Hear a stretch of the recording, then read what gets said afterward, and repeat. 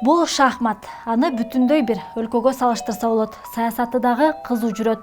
Учурда Кыргызстан мамлекеттик башкаруу формасын аныктай албай убара. Бири хан, тагыраагы болгон бийлик президенттин колунда топтолсун десе, башкасы калган фигуралардын дагы орду бар деп. Тактап айтканда, өкмөт жана парламентти дагы ойлоп, парламенттик башкаруу формасы үчүн жан үрөп турушат. Экономикабызга орчундуу салымы кошулса, өнүгүп кетпейт белек? Анда эмесе бүгүн мамлекеттик башкаруу формаларын талдайбыз. Ар бирине кыска нуска токтолуп, татаал жерлерин жалпак тил менен түшүндүрүүгө аракет кылам. Сиздер менен мен Наргиза Айсекова. Салам.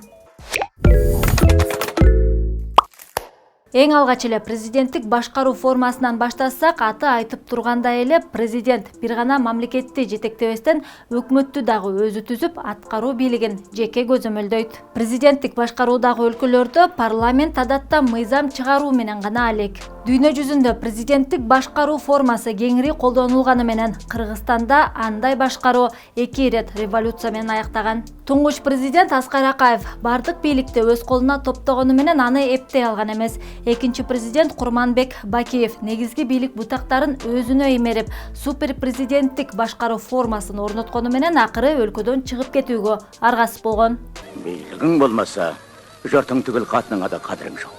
Президенттик башкаруу формасы ушунчалык эле жаманбы же аны Кыргызстан туура тартипте колдоно албай жатабы? Келгиле чет өлкөлөрдүн мисалында карап көрөлү. Классикалык президенттик башкаруу формасын Америка Кошмо Штаттары колдонуп келет. Алардын конституциясында негизги бийлик 3 бутактан турат: Конгресс, аткаруу бийлиги жана жогорку сот. Американын президенти болсо өкмөттү тизгиндейт, аны өзү түзөт жана өзүнүн партиясындагы кадрларды дайындоого укугу бар. Анда эмесе Конгресске кеңири токтолуп кетсек, биз аны жогорку кеңеш деп түшүнсөк болот.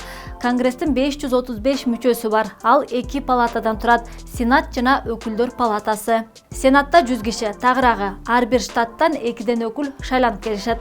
Ал эми өкүлдөр палатасы 435 кишиден турат. Ар бир штаттан элдин санына жараша өкүлдөр бир мандаттуу округтардан шайланып келишет. Экөөнүн курамы 2 жылда бир жаңыланып турат. Сенатка АКШнын вице-президенти башчылык кылып, алар өкмөттүн ишине дагы көз салып, мыйзам долбоорлорун карашат.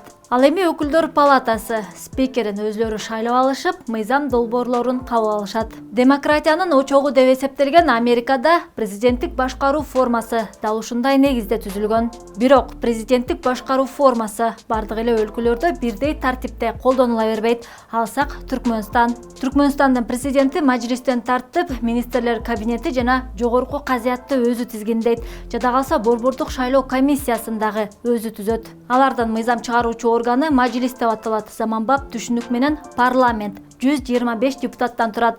Алар бир мандаттуу округтардан 5 жылга шайланып келишет. Мыйзам чыгарып, кабыл алып, жада калса конституцияга өзгөртүү киргизүүгө укугу бар деп жазылган. Бирок эл аралык коомчулук Түркмөнстандагы бийлик башкаруу формасын супер президенттикке айлантып алган деп сыпаттап келишет. Президенттик башкаруу формасына альтернатива бул парламенттик башкаруу формасы. Анда негизги роль депутаттарга жүктөлүп, президент номиналдуу гана ролду ойноп калат. Ага ылайык өлкөдө көп партиялуу саясий система орношу шарт. Жоктон барды жаратууга туура келет.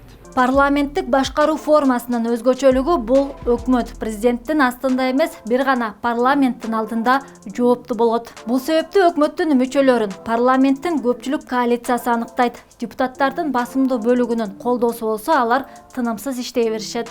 Парламенттик башкаруу формасында депутаттар мыйзам чыгаруу менен катары эле өкмөттүн ишин дагы көзөмөлдөп турушат. Анын үстүнө каржылык бийликке дагы ээ болушат. Өлкөнүн бюджетине көз кырын салышып, бекитип беришет. Парламенттик башкаруу формасы мамлекеттин жана карапайым элдин кызыкчылыгына иштегенде гана эффективдүү болуп эсептелет. Биз эл үчүн иштешибиз керек. Элдин талабын талашып иштешибиз керек.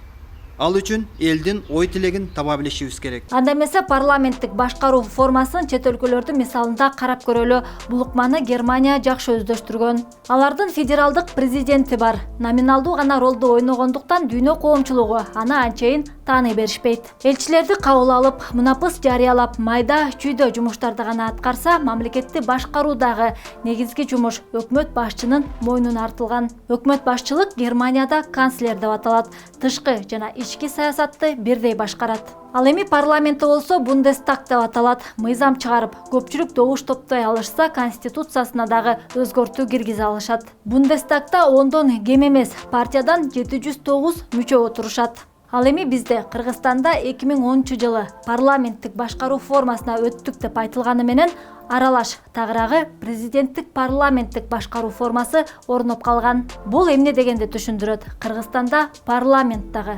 президент дагы күчтүү фигуралар. Президент номиналдуу эмес, ал тышкы саясатты жүргүзүп, айрым учурларда ички саясатка дагы аралашып кетет. Көз жеткенге кол жетпейт дейт. Башкача айтканда, эмне кыларыңды акылың жетип турат. Бирок колуң менен жасай албайсың, колуңдан келбейт. Ал эми парламент болсо өкмөттүн курамын бекитип, алардан отчет алып, ошону менен бирге мыйзам дагы чыгарып келет. Тагыраагы бизди аралаш республика деп атап койсо болот. Анда парламент менен президент мамлекетти башкарууда тең тайлашып келишет. Кызыгы, аралаш башкаруу формасында өкмөттү президент дайындайт жана аны таркатуу укугу бир гана мамлекет башчыда болот. Бирок азыр бизде өкмөт курамын парламент бекитет жана аны отставкага бир гана парламент кетире алат. Ошондо бизде аралаш башкаруу формасынын дагы тартиптери толук сакталбай калганбы деген суроо туулат. Бул иштин жыйынтыгы ондогон жылдарды талап кылаарын жакшы түшүнөбүз. Ага карабастан айрым саясатчылар Кыргызстанда парламенттик башкаруу формасы өзүн актай алган жок деп, президенттик башкаруу формасын кайтарып келүү демилгесин көтөрүшүүдө.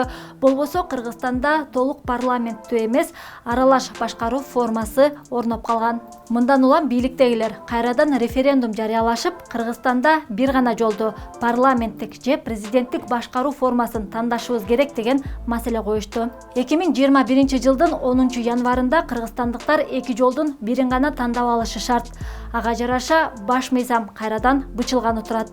Кыргыз болуп туруп кыргызга сиз күйбөсөңүз, мен күйбөсөм, анан ким келип күйүп кызмат кылып берет? Кыскасы, өлкө тагдырын чечүүдө ар бир жаран өз пикиринде жана позициясында бекем турушу абзел. Сиздер менен мен Наргиза Асекова болдум. Татаал маселелерди жалпак тил менен түшүндүргөндү уланта беребиз. Андыктан лайк басып, видео менен бөлүшүп, комментарий жазганды унутпаңыз. Көрүшкөнчө.